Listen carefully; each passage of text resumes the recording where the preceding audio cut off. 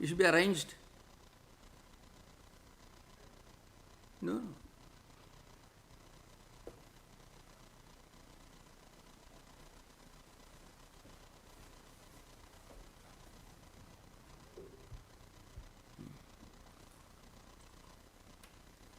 Okay.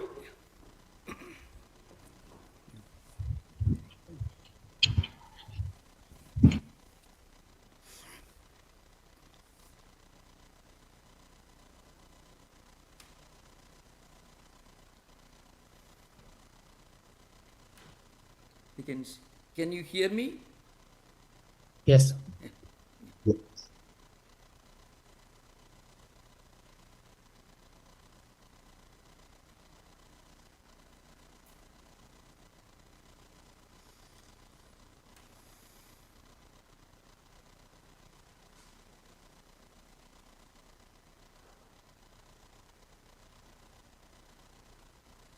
Yes, Maharaj, we can hear you. Yeah.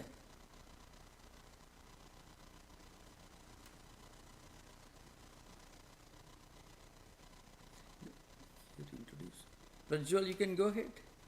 Okay. Good evening, everyone. Welcome to the continuation of the discussion on the foundational text of Indian philosophy. This meeting will be recorded and it will be posted on YouTube.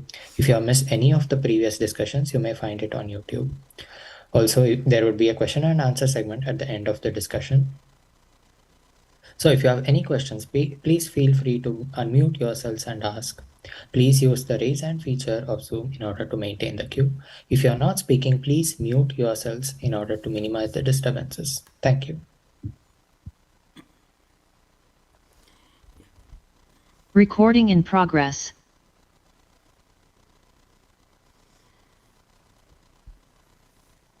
Om Sthapakaya cha dharmasya sarvadharmaswarupine Avataravarishthaya Ramakrishnaya te namaha Sudhismritipurananam Alayam Karunalayam Namami Bhagavad Padam Shankaram Lokashankaram. So today we are going to conclude this part of the class, that is Bhagavad Gita, will be concluded today. So just I wanted to give a general background of the emergence of this particular text, Bhagavad Gita, in the Vedantic Hindu canonical tradition. So I mentioned at the very beginning, Bhagavad Gita is a very short, very small fraction of a much greater work called Mahabharata. It has got only 700 verses, and Mahabharata, in a shorter version, has got more than 100,000 verses. And Mahabharata goes back to 3rd millennium BC, and Bhagavad Gita as a small work, as a spiritual classic, became well known only from 8th century onwards, and that too because of Shankaracharya's commentary. And he was the one who actually brought out Bhagavad Gita and interpreted that book as the essence and the condensation of all the great teachings of the Vedas. Yadidam Gita Shastram Samasta Vedartha Sangraha Bhudam Durvignayartham. At the very beginning, introduction, Shankaracharya says, this Gita is the condensation of all the great teachings of Vedic literature, Vedanta philosophy. Now, so you can see this almost 3,800 years of gap between the emergence of Mahabharata and the appearance of Bhagavad Gita as a separate, as a spiritual classic in 8th century, just because Shankaracharya wrote a commentary on it.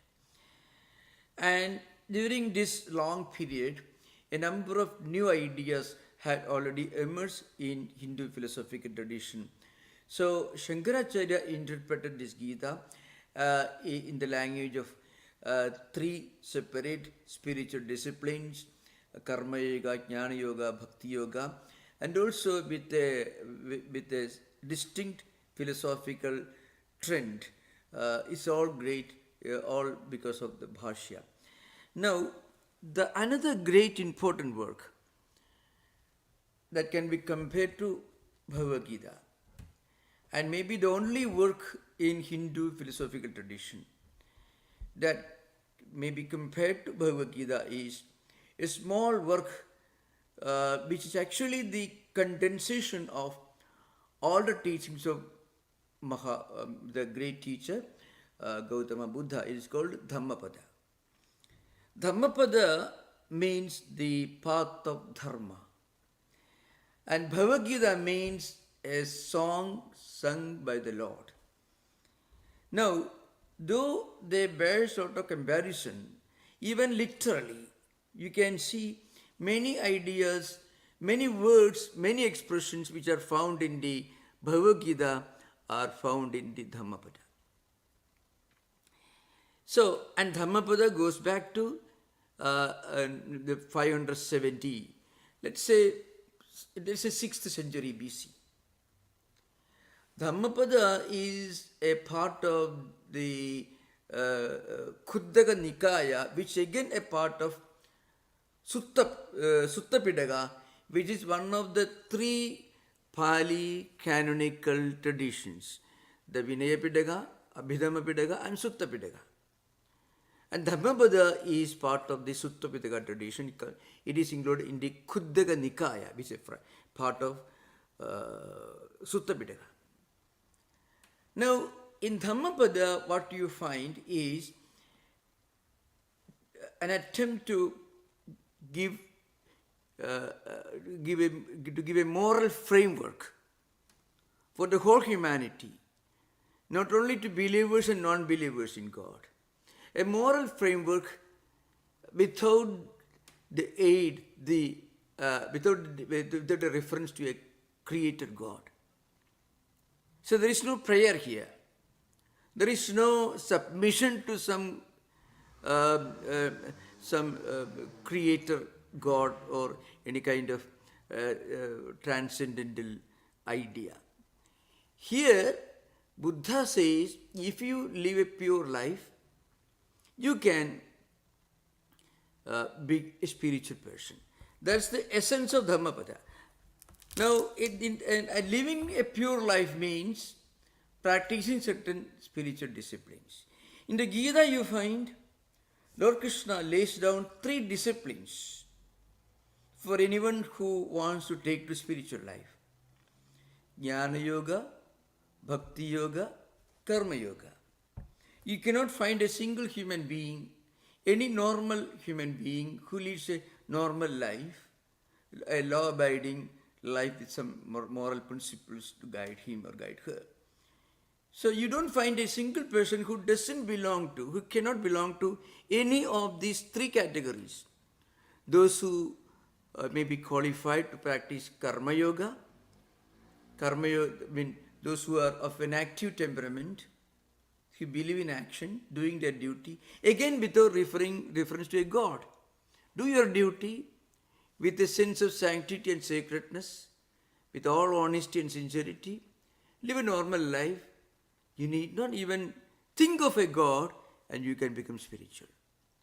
Now, Karma Yoga has got this aspect. But for all practical purposes, every Karma Yogi has to offer the results of his actions to God. Ishwararpana Buddhya, like Shankaracharya says. Ramanuja also says the same thing, Ishwararpana Buddhya. With the idea that whatever you do, even your secular actions, farming, doing the duty of housewife, teaching in a university, all these can become a spiritual practice if you do with total sincerity, thinking that is an offering to God. Or you can do it for the good of the world. Loka sangrahameva. Loka sangrahameva means if you cannot do anything, do good for the good of humanity, for the good of others and for the good of yourself. So the idea is this Karma Yoga is a distinct spiritual discipline which is very universal, which can be universally applied. Then Bhakti Yoga. If you are a traditional believer in God, it's easy for you. You can pray, you can meditate. Again, you can also practice this offering this discipline of offering whatever you do as an offering to God. Every action is like a flower that you place at the altar of the Lord. Or Jnana Yoga. Think about the origin of the universe. Think about the eternal reality. Just go in search of the meaning of life and existence, and you can become a Jnana Yogi.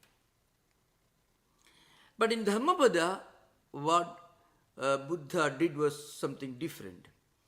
So Dhammapada has got 26 cantos or chapters written in Pali language. You have to remember, Buddha preached in Prakrit, but his teachings were written down in Pali script. About 50 years, according to some traditions, maybe a little later or a little earlier, after Buddha's passing away, there was the first Buddhist council in Rajagriha, and there were still many monks and other laymen who had seen Buddha.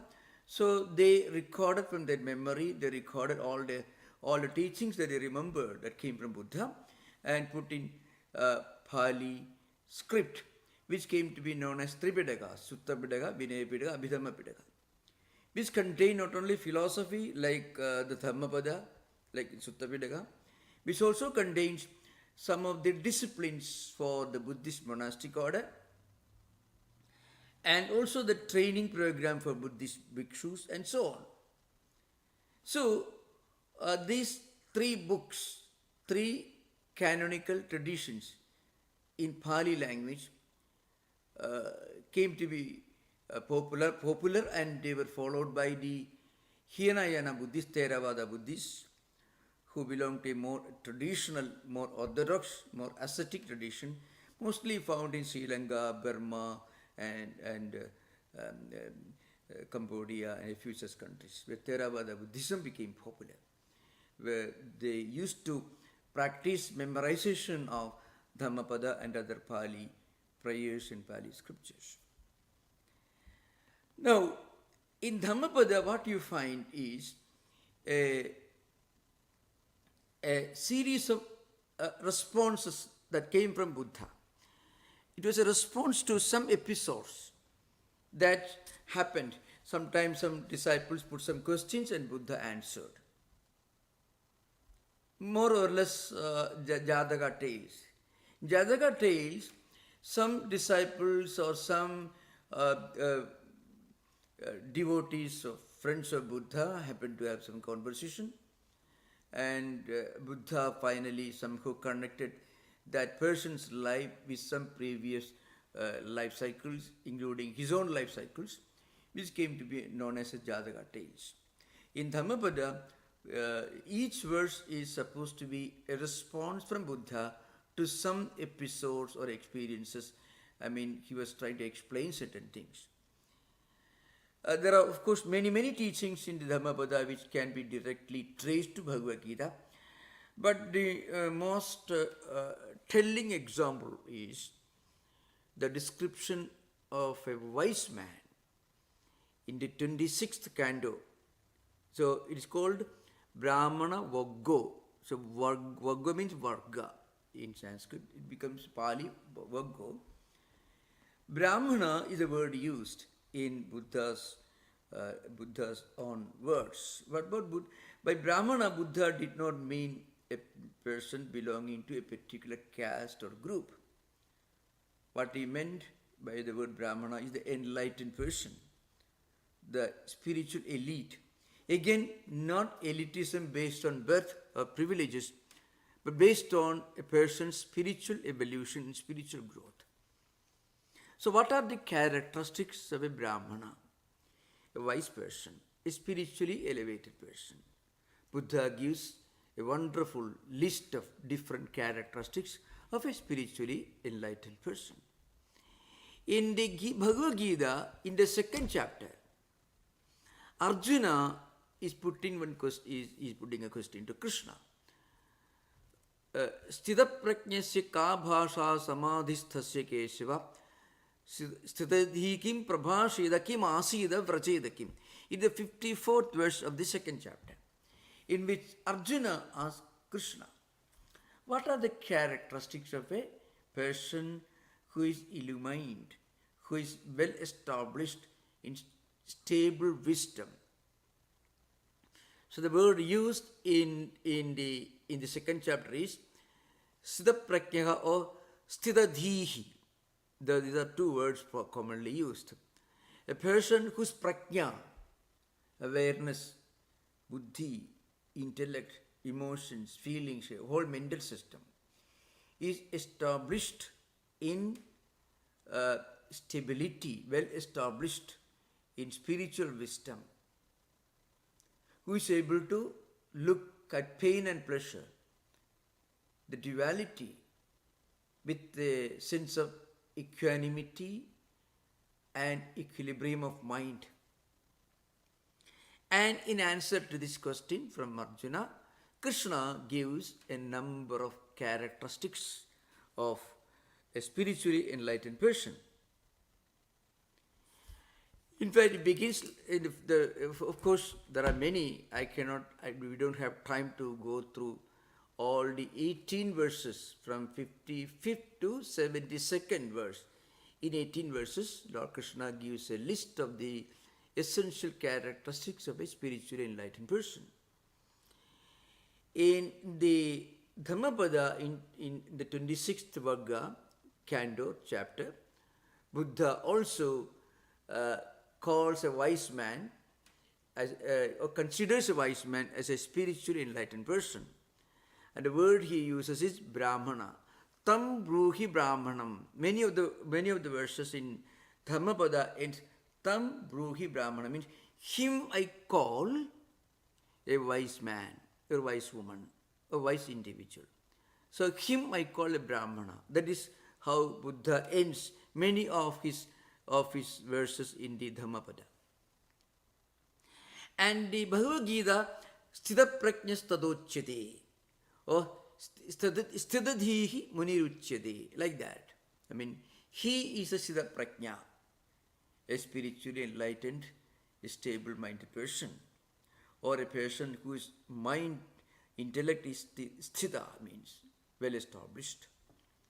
So now Shankaracharya gives a clue as to why these characteristics are listed. The list of these characteristics is given.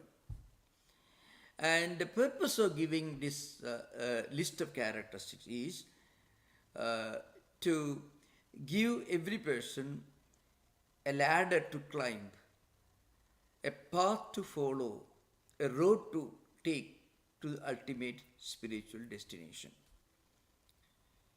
In Buddhist tradition, it begins like this. First of all, you should realize that this world as such is impermanent. So it is called, there is dukkha, there is a cause for dukkha, and if you can remove the cause, dukkha also, the incompleteness, the grief, whatever it is, the imperfection will go away, and the road to and the path to this spiritual destination is the path of Ashtanga Yoga, which he calls Samyak Drishti, Samyak Ajiva, Samyak Vyayama, Samyak Vak, Samyak Smriti. Samyak Smriti is the foundation of mindfulness. Samyak Smriti is extended, is more elaborated in Buddha's own discourse, which is called Satipattana Sutta, in his shorter form, which is a discourse Buddha gave to bhikkhus, to monks, or Mahasati Upattana Sutta, which is a discourse that he gave to the laity. It's a longer version. Mahasati Upattana Sutta means Mahasmriti Upasthana Sutram in Sanskrit. A Smriti Upasthana Sutra means Sati Upattana Sutta in Pali, which essentially is a description of the art of remaining in a state of perfect awareness, at the same time totally detached or non-attached to whatever is happening around you, but you are fully aware of it, but you are not attached to it. the ability to look at everything in this world as an object, be aware of it. At the same time, you should be able to see them as a witness. You should not be attached to it.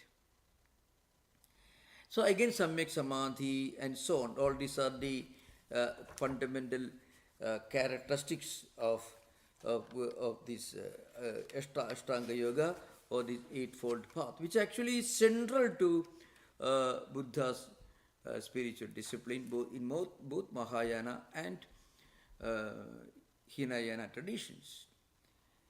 Dhammapada gives the characteristics of a person who has followed this Ashtanga Yoga and who has reached Nirvana, who has gone beyond the transmigratory cycle of Praditya Samutpada, which is nothing but a cycle of which describes the mystery of birth, life, death, and rebirth. Now, in contrast to this, Shankaracharya says that the characteristics of a spiritually enlightened person in Bhagavad Gita are listed to help every spiritual seeker. Because any person who wants to become spiritually enlightened can slowly practice and develop the characteristics of spiritually enlightened person. So what are the characteristics of the signs, the telling examples from his behavior, the way he talks? What are the characteristics of a spiritually enlightened person? So, for example, Shankaracharya says, Sarvatra hi Adhyatma Shastre Krartha Lakshanani Yani Tani Eva Sadhanani Upadishyante Yatna Sadhitvad Yani Yatna Sadhyani Sadhanani Lakshanani Cha Bhavanti Tani. Sri Bhagavan Vaja. This is how it begins. So, Sarvatra hi Adhyatma Shastre Krartha Lakshanani Yani Tani Eva Sadhanani Upadishyante. In all spiritual literature, this is a very central principle of Advaita. Not only Advaita, all great spiritual classics. That great pronouncement is made here, statement is made here. In all spiritual traditions, wherever you find a list of the fundamental characteristics of a spiritually enlightened person given, the purpose of giving that list is this. These characteristics constitute a road, a path that anyone can follow. You can slowly try to develop those characteristics in your own life. Self-restraint, self-control, all these are great ideas mentioned in both Dhammapada in the 26th Vagga, which is called Brahmana Vagga as I mentioned earlier, and also in the second chapter of the Bhagavad Gita from 55th to 72nd verse. In 18 verses, Lord Krishna gives a list of characteristics. Prasagadiyada kaman sarvan partham manogadan atmanneva atmana tushtasthita prajnastadochide dukkeshu anuddignamana sukheshu vigadaspraga vidaragabhaya krodasthitai munichide, etc. It goes on like that. So Shankaracharya says it is meant to help a person so that he can, by his own effort, develop those qualities which will eventually take him to the highest spiritual enlightenment. So this is an important thing to remember. Now, one perhaps we can see in the Dhammapada to give a few examples, just a few. I mentioned earlier, Dhammapada has got 423 verses, and the last chapter is called Brahmana Vagga, which bears comparison with the description of the characteristics of a Siddha Prajna given in the Bhagavad Gita from 55th to 72nd verse of the second chapter. So in Dhammapada it is said, Yada doyosu dhammesu. So it said dharmasu became dhammeshu in Pali. Paragu hoti brahmano adassa sabde samyoga artham gechandi janato. When a Brahmin has crossed duality, gone beyond duality, then all the fetters, all the duality, identification with pain and pleasure. Identification with labha, labho, it means in me gain and loss. All these identifications with diversities will come to an end. So this duality will come to an end. That's the idea behind. And then again, of course, this is again what you find in the Gita, Dukkheshu Anudikdamana Sukheshu Vegitaspraha, Vidaraga Bhaya Krodha Stiradhihi Muni Ye Sarvatra Anabhisnega Tattat Prapi Shubha Shubham Na Abhinandadi Na Dveshti Tasya Praknya Padisthita.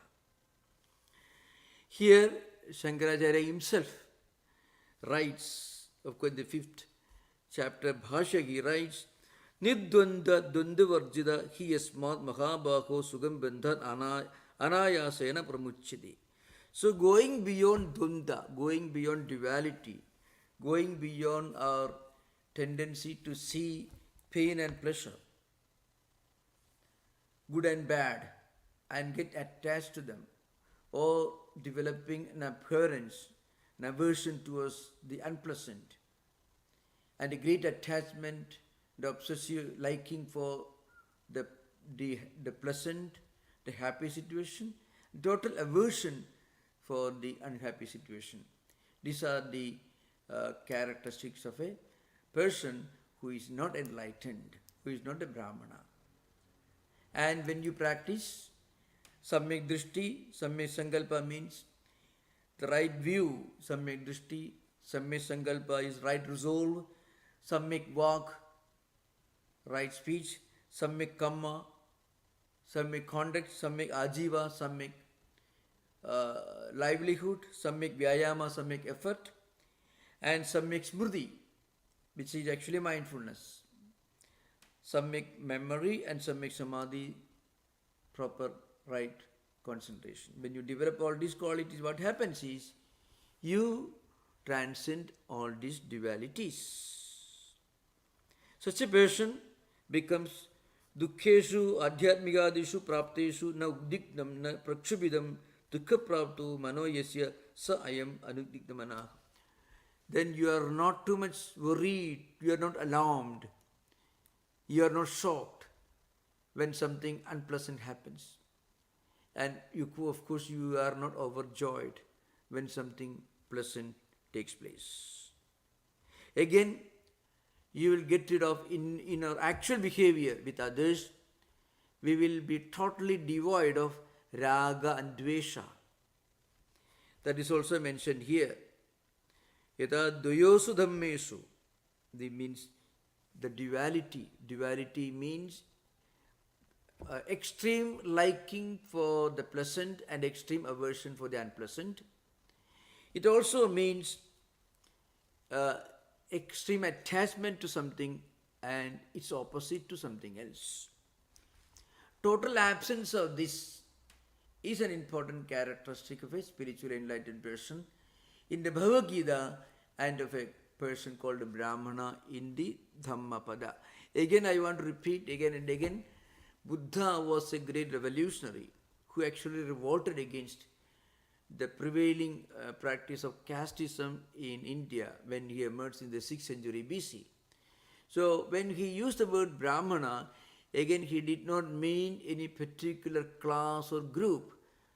What he meant was a person who is spiritually elevated, who can look at things from a mind, from a state of equilibrium of mind. That's why, and Gita also says the same thing. Vidaraga, Bhayakrodho Ragascha Bhayamcha Krodhacha Vidaha Vigada Yasman Sa Vidaraga Bhayakrodhaga Sthiradhihi Sthidaprajnaha Muni Sannyasi Tada Uchide Kimcha. This is Bhashikara Shankaracharya's own statement. So you can see practically not only similarity in the description of an enlightened person in the Dhammapada and also in the description of a Siddhaprajna, again a spiritually enlightened soul in the Bhagavad Gita. And then again you can find, of course, I am just giving some examples only. Then I will come to some important subject as a conclusion of the Bhagavad Gita. In the 12th chapter, again in the description of a devotee of God, Santushta Satadam Yogi Yadatma Dridhanischeka Mayarpita Manobuddhis Yoma Bhakta Samay Priha, etc. These are the essential characteristics of a real devotee of God. Remember, Buddha did not accept a creator God. Buddha often asked this question. As you know, in modern times, many of the agnostics and atheists, they question God, and frequently when they question God, when they even try to ridicule the idea of God, what they are mostly doing is they are ridiculing the idea of God as understood in the popular Abrahamic traditions. Not all, but in some of them, God is portrayed as a most uncompromising creator, who is a little bit of a dictator, who tempts certain people with heaven and who condemns certain people to hell. You can find all this. So they cannot question Buddha, because Buddha doesn't talk about a God. People may ask him the question, why should you bring a religion to create a moral framework? Buddha's distinct contribution is that he gave a moral framework to humanity without referring to God. The idea is Buddha believed in the spiritual unity and oneness of existence. And it is not just a concept, it is something that we practice in our life. And this can only be practiced when you develop a mental framework. And that mental framework requires that you should first of all recognize the fundamental impermanence of empirical world, empirical phenomena. And that impermanence itself is actually called dukkha. You can get out of this dukkha through the practice of these 8 fundamental disciplines, like the right conduct, right attitude, right effort. Some make vyayama, some make ajiva, some make samadhi, some make drishti, some make walk, and so on. Everything should be samyak, mean proper, the right attitude, the right word, the right conduct, the right effort, the right way of concentration, the right mindfulness, all this. Then only you will be able to really practice a universal moral law. So he insisted that one should first of all understand that everything that we normally consider to be sacred in this world, something enjoyable in this world, is essentially impermanent. Again in the 390th mantra he says, na brahmanas tedati kinchit sebhyo yada nisebdho manasopiyahi. You often find, Sanskrit gets a little corrupted when it becomes Pali. Because Pali was essentially an unrefined form of Sanskrit. Its spoken form was Prakrit, but its script was Pali. In that language, in the Pali language, is Dhammapada was written. Yato himsamano nivattadi. So nivartadi or nivartade in Sanskrit becomes nivattadi in Pali. Tato sammadimeva dukkham. Nothing is better in an enlightened person, a Brahmin, than this, that he is able to restrain his mind from pleasurable things. So the ability to restrain the mind, to keep the mind away from enjoyments, that is an important characteristic of a spiritual enlightened person. And he will be totally free from the feeling, this is mine, I am the person who owns this place and this place belongs to me. And this feeling that I am the person who is to honor and the place belongs to me, it makes us attached to sukha and it creates an aversion in our mind towards dukkha. But the real spiritual seeker the real enlightened person is Advaita Sarvabhudanam Maitra Karuna Evacha. He is a friend of all living beings. He is compassionate. He is sympathetic towards everyone. Nirmamaha Nirahankaraha. He is totally free from the feeling that he is mine. He doesn't have an identity. I mean, identity in the sense when you identify yourself as the body-mind complex, it is called ahankara.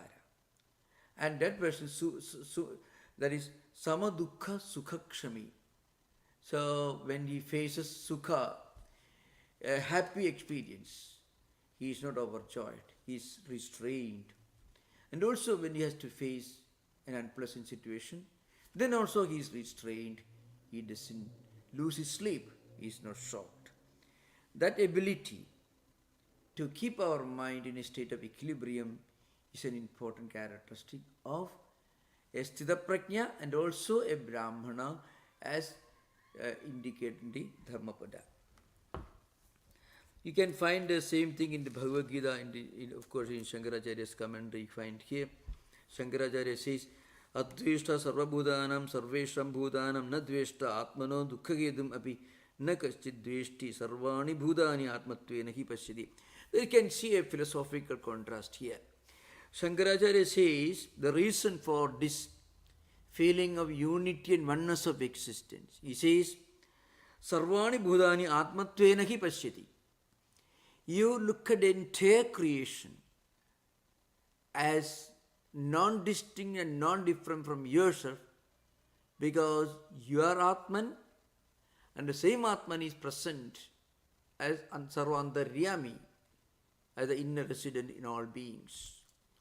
So this equality, equanimity, oneness and unity, based on the spiritual concept that Atman is present in everything, that is the real justification to say that a spiritually enlightened person is a friend of all and an enemy of none.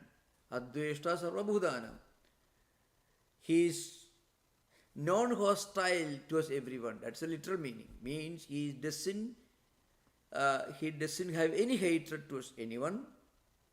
Maitra karuna evaja. He is a friend of everyone. He is sympathetic towards everyone. Nirmamaha.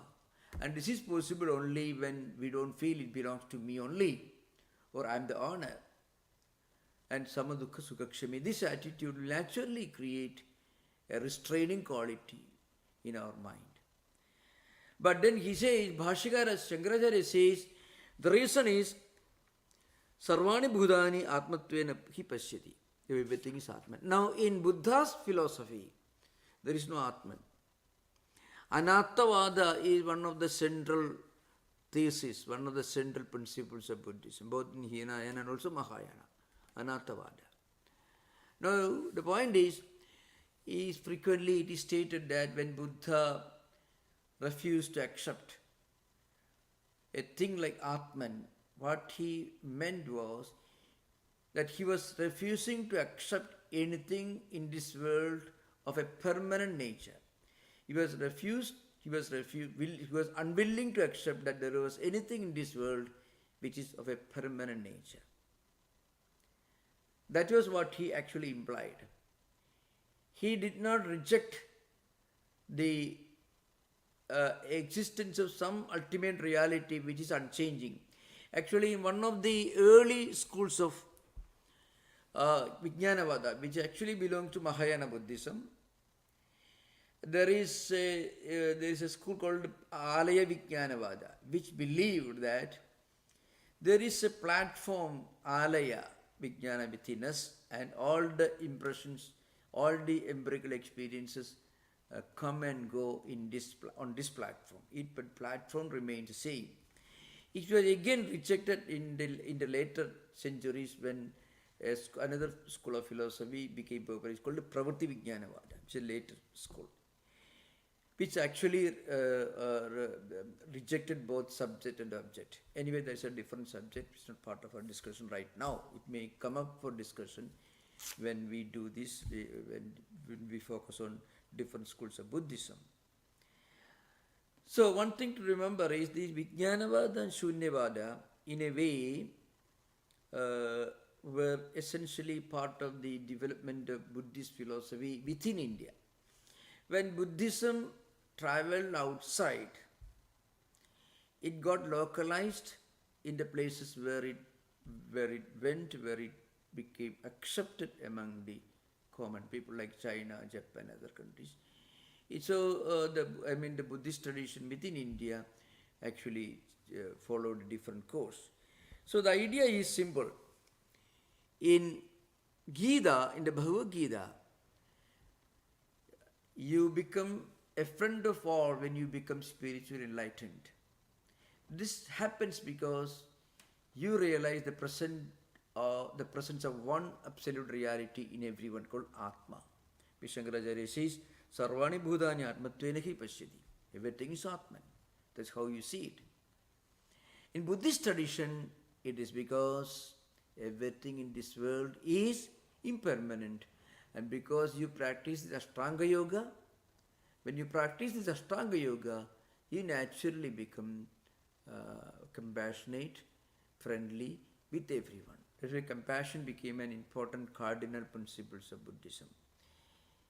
It was naturally a part of Vedanta, but in Buddhism it got a special emphasis because Buddhism perhaps did not go very deep into the metaphysical aspect of morality. It rather emphasized the practical aspect of morality. So you can find in Buddhist tradition these qualities are emphasized, not in its connection, not in relation to the metaphysical system, but rather as a distinct spiritual practice of community living. That's the idea behind here. And Shankaracharya again writes here, you can find Maitra Mitra Bhavo Maitri Mitradaya Vartade iti Maitraha Karuna Evacha Karuna Kriba Dukhitishu Daya Tuddan Karunaka Sarvabhuda Vayapradaka Sannyasi Tyatha. So you are a friend of everyone because you are friendly in your attitude towards everyone. Because you don't have anyone else in front of you. The total absence of otherness is completely removed in the Advaitic tradition, the Gita. The total absence of otherness. There is no otherness. The total absence of otherness is an important characteristic of the Gita's, Bhagavad Gita's teachings. It means, Atma Sarvani Bhudani cha Atmatvena pashyati. Everything is Atman. Everyone is Atman. That is behind. So the whole creation is the expression of one supreme reality. So in Buddhism, you don't find this emphasis of the unity and oneness of the whole creation at a metaphysical doctrine. You don't find it. But at the same time, you should develop compassion towards everyone. Because that is the one way of practicing the qualities of Ashtanga Marga, Ashtanga Yoga. Means Samyak Drishti, Samyak Vyayama, etc.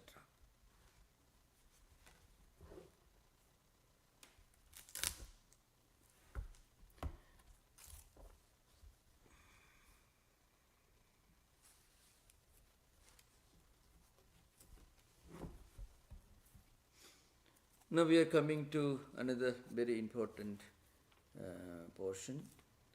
It's again found in the second chapter. Yassarago nadoso chamano makho napadido sasa poriva araga tamaham bruhi brahmanam. Him I call a spiritually enlightened person, a brahmana, who is totally free from lust, ill will, pride and envy, and is completely free from all other imaginable, conceivable vices. And it gives a comparison is given, Sasaporiva araga tamakam bruhi vamanam. It's like a mustard seed that slips off from the point of an awl. That's the idea behind it. It's an interesting comparison.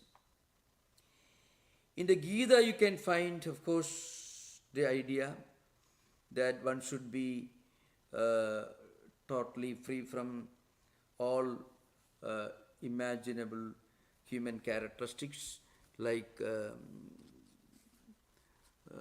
raga, dvesha, abhinivesha, and all these should be. That's an important characteristic here.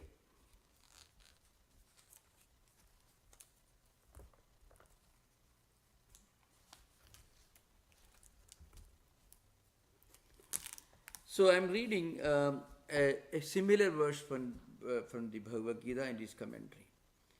So Dhammapada insists that you should be totally free from all impurities of mind. And these impurities of the mind becomes impure when we develop an extreme attachment towards something or extreme aversion towards something. Yasya rago cha doso. So dosha becomes doso in Pali. Chamano makhona patido. So a person who is spiritually enlightened will be totally free from raga and dvesha. In the Gita, in the maybe in the, I think the 18th chapter, Lord Krishna says, Buddhya vishuddhaya yukto dhrityatmanam niyammeja shabdadin vishayan styaktva ragadvesho vidarsya. Here also in the Gita also you find giving up raga and dvesha, extreme liking for certain things and extreme dislike or hostility to certain things. They are responsible for creating in our mind all sorts of prejudices, feelings of hatred, hostility, jealousy, and so on. Because if we are obsessed to certain things, if we have an extreme liking for certain things, it is inevitable that we will have a strong aversion to certain other things. One cannot exist without the other. We cannot have extreme attachment, extreme liking for anything without having extreme aversion towards its opposite. That's why Lord Krishna says, Vishuddhaya buddhya yuktaha. Somebody who is endowed with pure intellect, pure mind. And Shankaracharya says, Buddhya adhyavasayatmikaya vishuddhaya maya rigidaya yukta sambannaka trutya dhairyana atmanam karyakarana sanghadam niyamyecha niyamanam krutya vasikritya, etc. So one important point to remember is Shankaracharya brings in this idea of maya as a power which is responsible for all these dvandas, raga and dvesha, extreme liking and extreme dislike, all these. So Maya expresses itself in the form of extreme aversion or extreme dislike for certain things. Now this Maya or this impurity can be removed according to Advaita by reading scriptures, by listening to spiritual ideas, by creating positive samskaras in our mental system, thereby increasing or generating fresh spiritual tendencies in our mind, thereby subordinating negative tendencies. So our mind is like a bundle.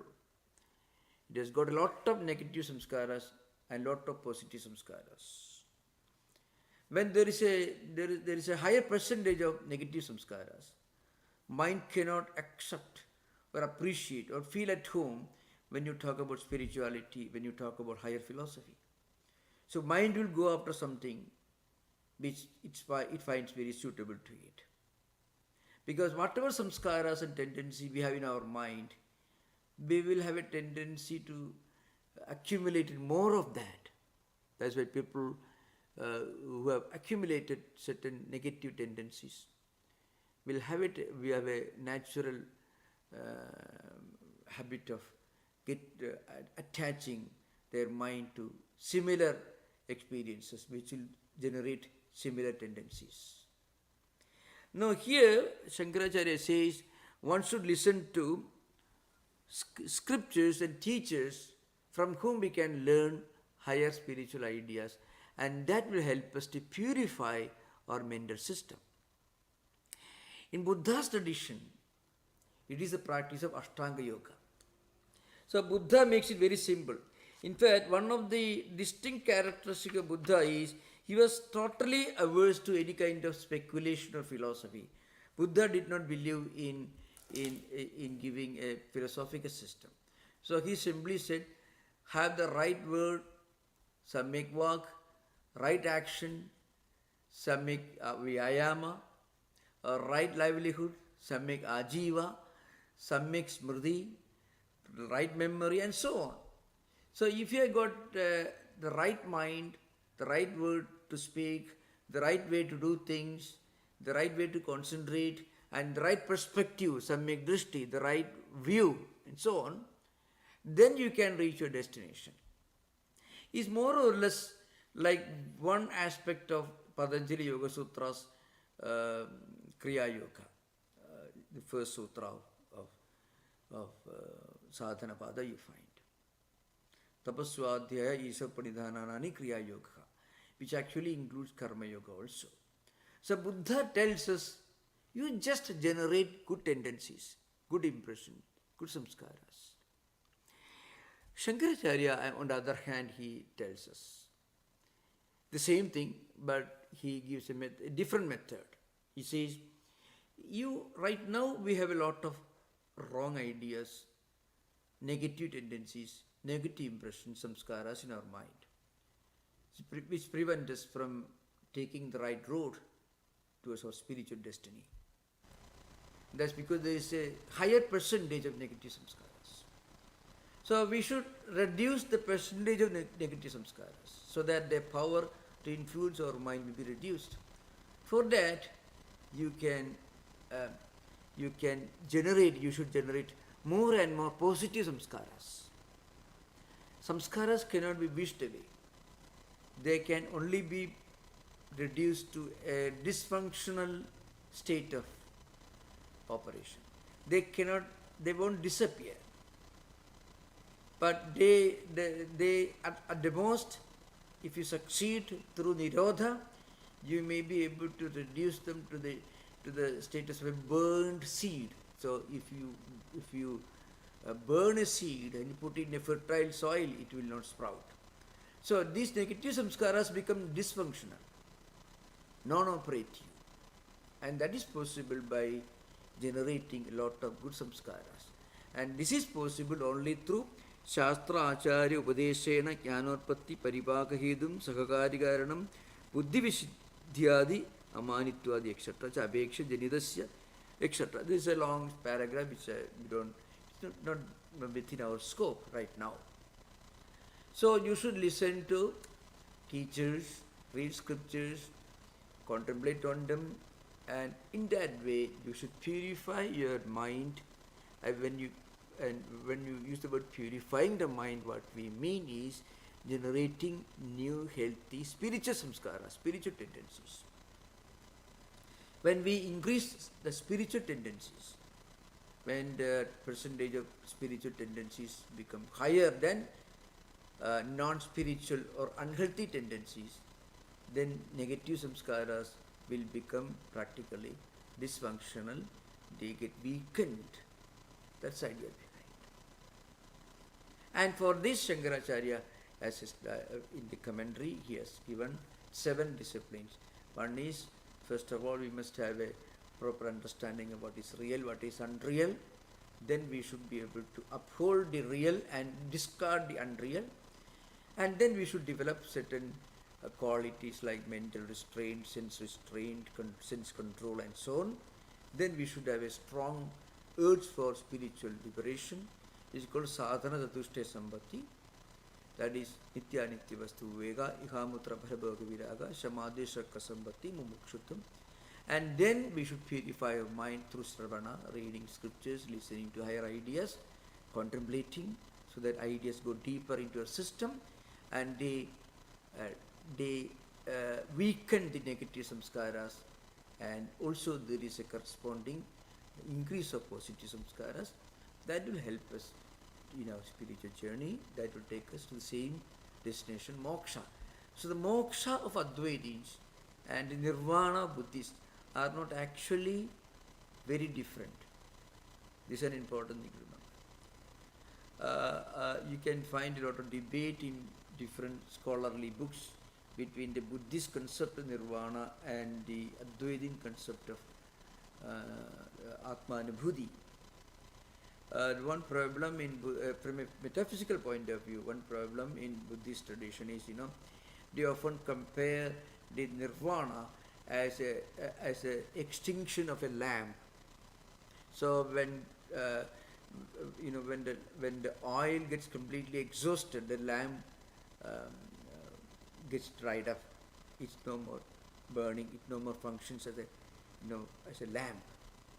Like that, all trishna, all desires, when they are completely removed, then this samsara, this transmigratory circle or cycle, birth, life, death and rebirth, going through this 12-link chain of praditya samutpad.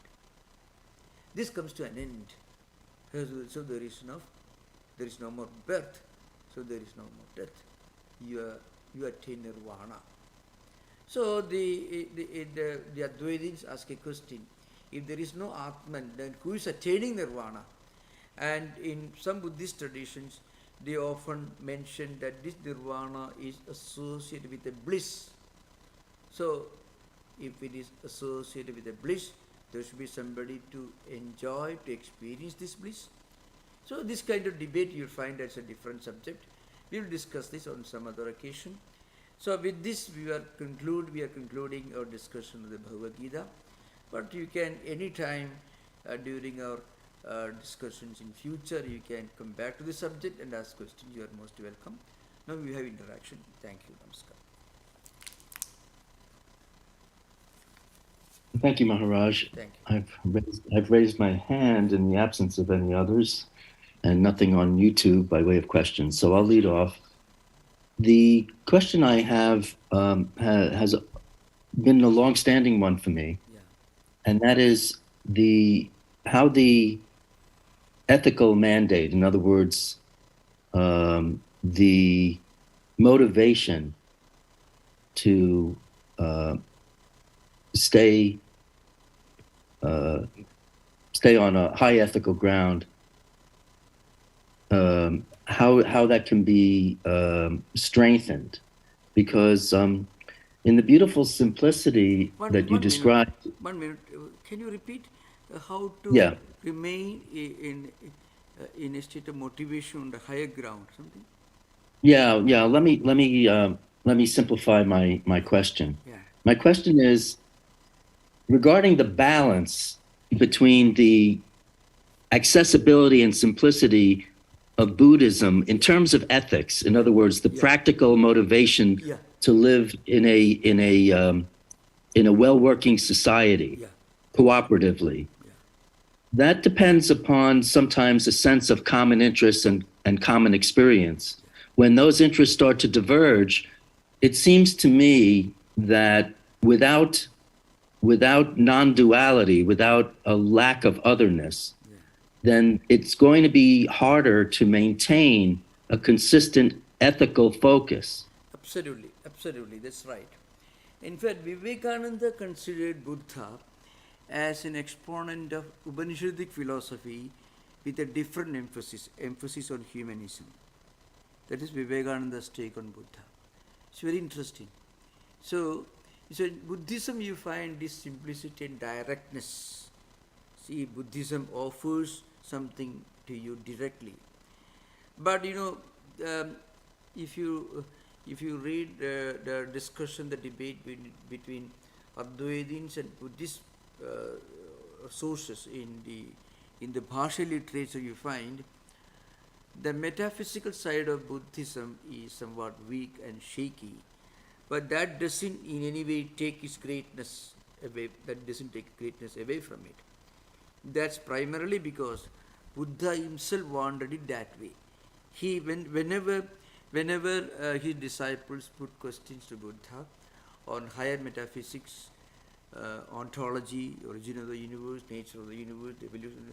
Buddha practically shunned them. And he, in response to those questions, he narrated some stories from his own life, Jataka tales, or some of these verses, according to the chroniclers. Some of these verses are Buddha's response to questions on the metaphysical side of morality. So this is an important thing. Buddha wanted it that way. He had a strong anti-speculative tendency in him. It could be partly because those times were remarkable for a large number of scholars, philosophers in India, mostly Upanishadic philosophers, who were debating among themselves on many metaphysical science, at the same time not giving much importance to the practical application. So Buddha came as a revolutionary. He revolted against this kind of the academic metaphysical culture. So you find Buddha gave a different emphasis. He wanted to emphasize that you have to live a good life in this world, on this earth. So, and on this earth, when you live in this world, you practice all these disciplines, then you can get out of this samsara. So there is so much of reference to samsara in this Dhammapada.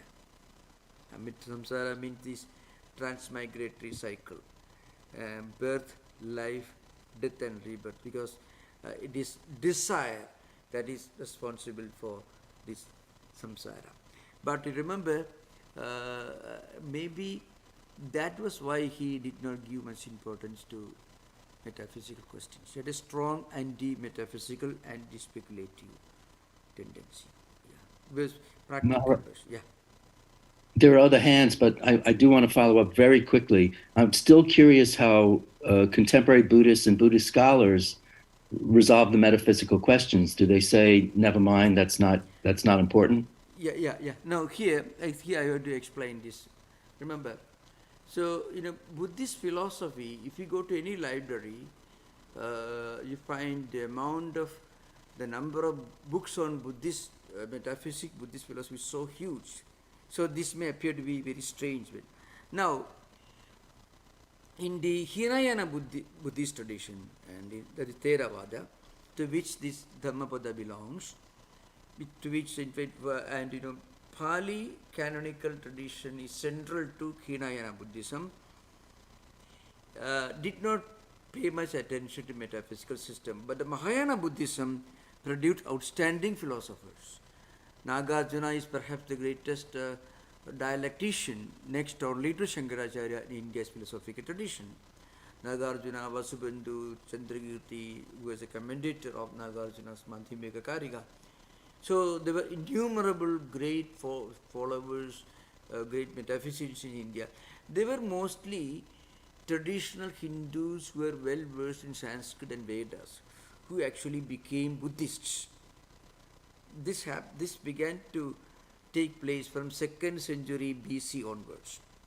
Now that happened within India, and that actually led to the disappearance of Buddhism as a religion in India, because right from 2nd century up to around 7th century, you can find all these great philosophers, like beginning with Nagarjuna, Chandrakirti, Vasubandhu, Dignaga, Asanga and so on, both belonging to Mahayana system, but one belonging to Shunyavada like Nagarjuna and others belonging to Vijnanavada.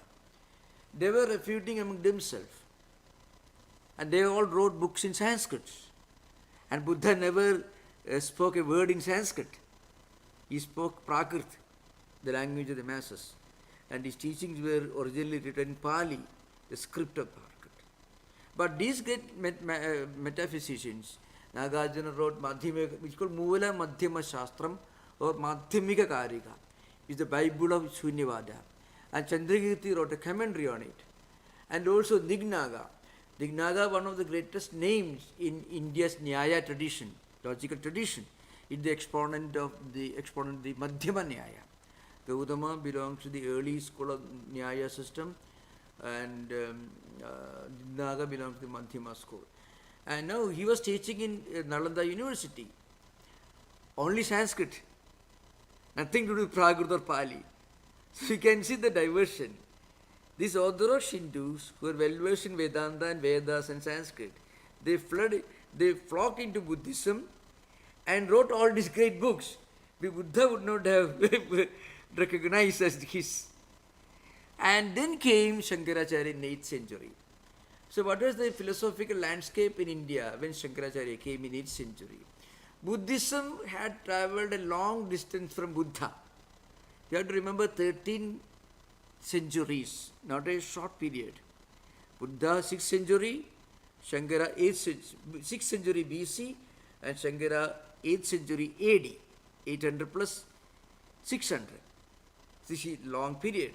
So during this time, 4 distinct schools of Buddhism, philosophical schools of Buddhism emerged. 2 belonging to Mahayana system, that is Vijnanavada and Shunyavada, and 2 belonging to Hinayana system, Sautrantika and Vaibhashika. Vijnanavadins and Shunyavadins were idealists. They did not accept the reality of empirical universe. Sautrantikas and Vaibhashikas were realists, and there was a lot of confrontation among them. So if you read Gaudavada Kariga, who appeared just before Shankara, what he did, he is putting one argument against another from them. So he says how Sautrantikas demolished the Vaibhashikas, how Vaibhashikas countered Sautrantikas, how both of them fought with Vijnanavadins, how all of them fought with Shunyavadins. So each cancelling the other. And Naga, I have given a very elaborate exposition of Mandukya Kariga. You can find in YouTube and also in the audios of find. So, actually, Gaudapada, who wrote Mandukya Kariga, he refers to 35 schools of philosophy in 6th century AD that he found in India. 35 schools. So they were all fighting among them. Remember, the greatness is they were not fighting with swords, they were fighting with their brains. So, among Buddhists, each demolished the other. But remember, this happened only within Indian subcontinent, not outside. Buddhism had already reached China, Japan, Cambodia, Laos, Mahayana system, Vajrayana system in Tibet, and Hinayana system had already reached Sri Lanka in the 2nd, 3rd century AD, because reached Sri Lanka in the 2nd, 3rd century AD, because Ashoka's own daughter was sent to Sri Lanka as an ambassador. So Burma and Sri Lanka had become strongholds of Hinayana system. So they remained unaffected by the philosophical warfare that was happening within Indian subcontinent, which at that time included Afghanistan also. Today's Afghanistan and Pakistan also included that time. So then Shankaracharya came in 8th century. So he found something interesting. He found that Buddhism had become a kind of all-negating nihilism. Within India, remember, this did not happen in China or Japan or Tibet. That's why China remained as an important stronghold of Mahayana system. So, but within India, what happened? Buddhism had become a kind of all-negating nihilism. Something like an anarchism, comparable to a radical anarchist movement that emerged in mid-19th century Russia. Actually, these Dostoevsky, Balinsky, Pushkin, they were in some ways connected with that anarchist movement. So what happened was everything, because they were called Mahavainashikaha. So you find many of the non-Buddhist schools gave this Buddhist a wonderful name, means the great all destroyers. If you translate this name which they gave to Buddhists called the Mahavainashika, means the great all destroyers, something like that. So what happened was in India, there was a need for somebody like Shankaracharya to emerge to defeat those who claim to be Buddhists in 8th century, who are not. I mean, they have traveled a long distance. They moved so far away from, they deviated so far away from original Buddhist teachings. And so he came and he had debates with the Buddhists of all schools, Vijnanavadin, Shunyavadin, Sautranthikas, Vaibhashikas, etc. And he had debates with Mimamsakas, Charvakas, and so on. So this is an important thing to remember. So Buddhism became something totally different from what originally was by the time Shankaracharya appeared in 8th century AD. Thank you, Maharaj. I'm glad they did not lay down their philosophical swords, leaving us without that advancement. There was a YouTube question that I'm concerned we won't get to. I know David and AJ have hands up, but I want to make sure that there's time for the YouTube question, because sometimes we would run out of time on that. Yeah. And that question asks about reincarnation and how the Buddhism defines it differently from the Hindu concept of reincarnation. Technically, it is not very different. Hinduism, you don't find this naming of the praditya samutpada, dependent origination.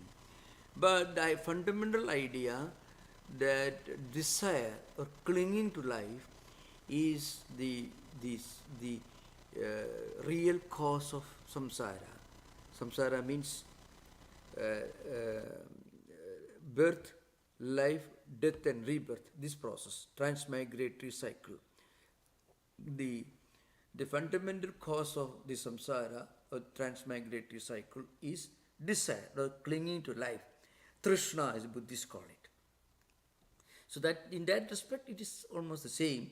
Only Buddhists call it praditya samutpada, because in Buddhism the elaborate description of rebirth is more central than within Hinduism.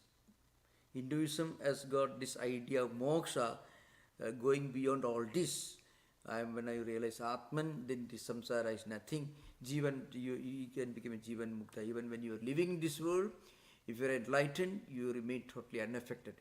So this idea was there in Hinduism. So Hinduism is the source of the doctrine of reincarnation.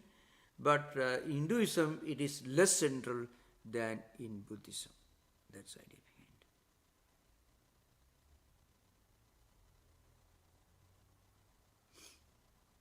It's not clear when you are reading. It's not clear. Any question? Yeah, David is about to ask questions. David, yeah. Yes. Yeah. Hello, Swami. My question was: am I correct in my understanding that Buddhism, Buddha began the first organized monasticism? Yeah, historically that should be true. That should be true, because there were monastics, there were monks during when Buddha was born, because Buddha himself saw a monk. That's actually one of the 4 visions he had. The vision of death, old age, sickness, and then of course the picture of a monk who had transcended all this. So, but I think the organized monasticism maybe it began with Buddha, but there were people, there were great spiritual seekers who lived like monks. So you have to remember Buddha. Within 200 years, around that time, we had Confucius in China, Buddha in India, and Jaina Vardhamana Mahavira, Buddha's elder contemporary, and pre-Socratic philosophers in Greece, and Zoroaster in Persia, now called Iran. So you have all these great thinkers who had some transcendental ideas, and some of their disciples also lived like monks. But organized monasticism must be an invention, maybe a new beginning that began with Buddhism, with Buddha, it seems. Yeah. That seems like a brilliant innovation. Yeah. It just, how did he, is there any record of how that Yeah, true. occurred? Or Yeah, absolutely. The elaborate rules that Buddha laid down you find in Vinaya Pitaka, Abhidhamma Pitaka for Buddhist monks. He was a great organizer, a great human being, he was a great philosopher, no doubt about it, because between Buddha's going away from his palace when he was 28 years old and his enlightenment, he had already traveled in many places in North India and had learned from many scholars, had debated with many scholars, and naturally he was well versed in Vedanta and Vedic scriptures, because according to some chroniclers, Buddha was sent to Takshashila. It was a university that goes back to 9th century BC. The location is in today's Pakistan. You can still see the relics of Takshashila University. Is an excavation area. You can find it near Islamabad or somewhere in Pakistan. So that was the first university in the subcontinent. And it is said that Buddha was sent there by his father Suddhodana to get trained in all arts and sciences necessary for every prince at that time.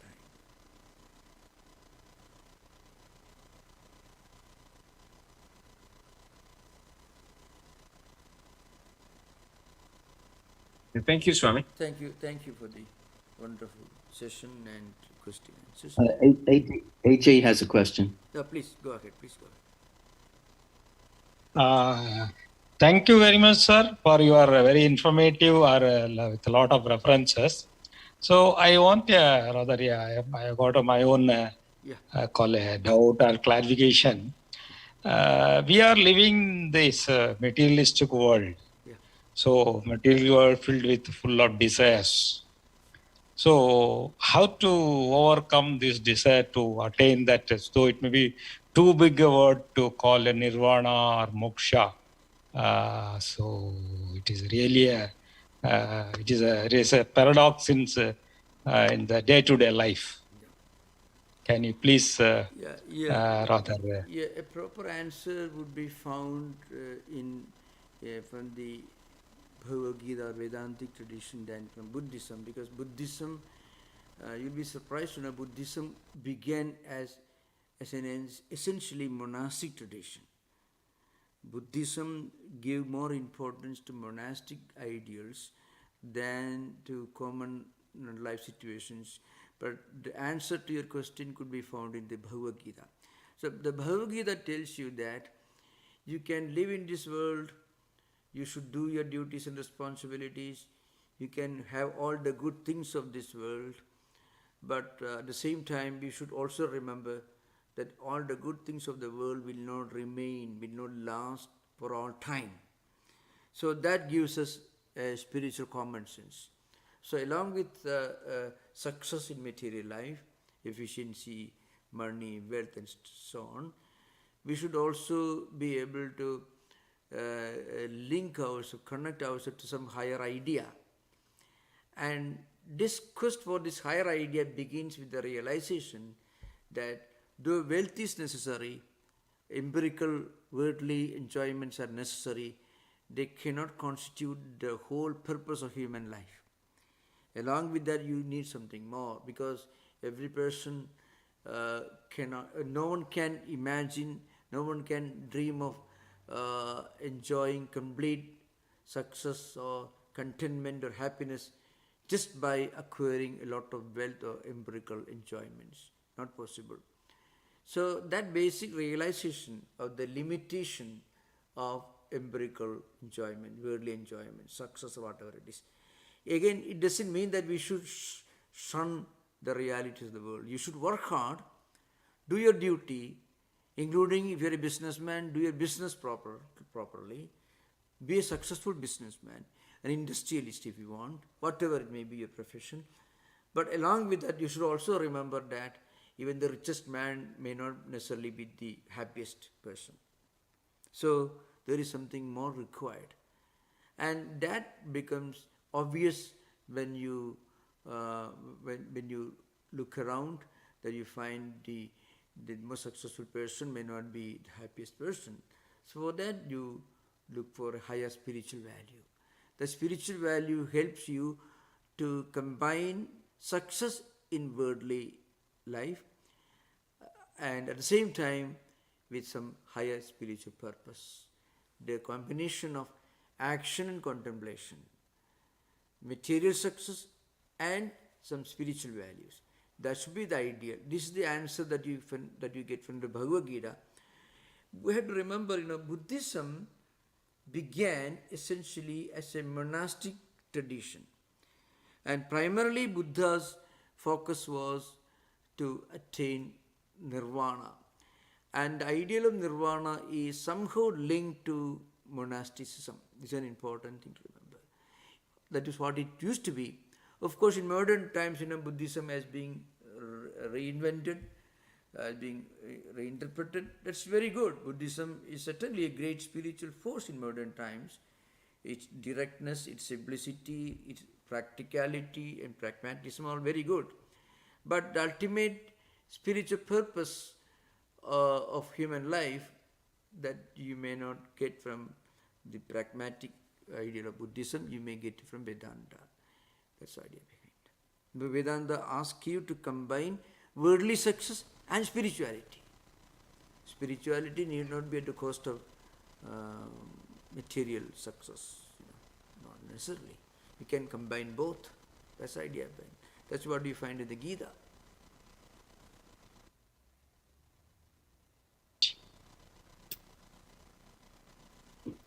Okay, thank you. Maharaj, there are no further questions. So Thank you very so much. Thank you for the question and answers. Om Shanti Shanti Shanti Harihi Om Tatsat Sri Ramakrishna Arpanamastu.